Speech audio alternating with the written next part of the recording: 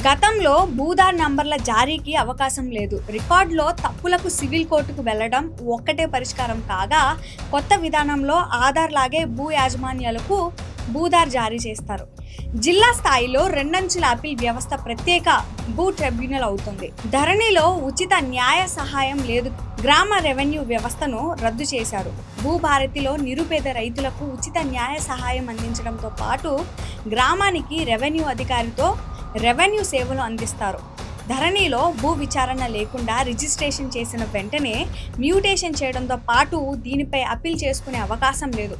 కానీ ప్రస్తుతం కొత్త విధానంలో భూమిని సర్వే చేసి సరిహద్దులు కొలిచిన తర్వాతే రిజిస్ట్రేషన్ మ్యూటేషన్ అవుతుంది. దీంతో పాటు అధికారులకు అప్పీల్ చేసుకునే అవకాశం ఉంది. గత విధానంలో ప్రభుత్వ భూములను రిజిస్ట్రేషన్ చేసే తహసీల్దారులపై చర్యలు లేకపోగా, కొత్త విధానంలో ప్రభుత్వ భూములను రిజిస్ట్రేషన్ చేస్తే తహసీల్దారులపై కఠిన చర్యలు తీసుకుంటారు. రిజిస్ట్రేషన్ మ్యూటేషన్ కోసమే ధరణి కాగా భూ రికార్డుల నిర్వహణ కోసం భూభారతిని ప్రవేశపెట్టారు. ధరణిలో డిజిటల్ రికార్డులే తప్ప మాన్యువల్ రికార్డులు ఉండవు. కానీ భూభారతిలో రెవెన్యూ కార్యాలయాలలో మాన్యువల్ రికార్డులు కూడా ఉంటాయి. మరోవైపు ధరణి స్థానంలో కొత్తగా తెచ్చిన భూభారతి చట్టం వల్ల రైతులు తమ భూములు అమ్మాలంటే భయపడేలా తయారైంది. ధరణిలో భూమి ఎవరికైనా అమ్మాలి అంటే రూపాయి కూడా ఖర్చు ఉండేది కాదు.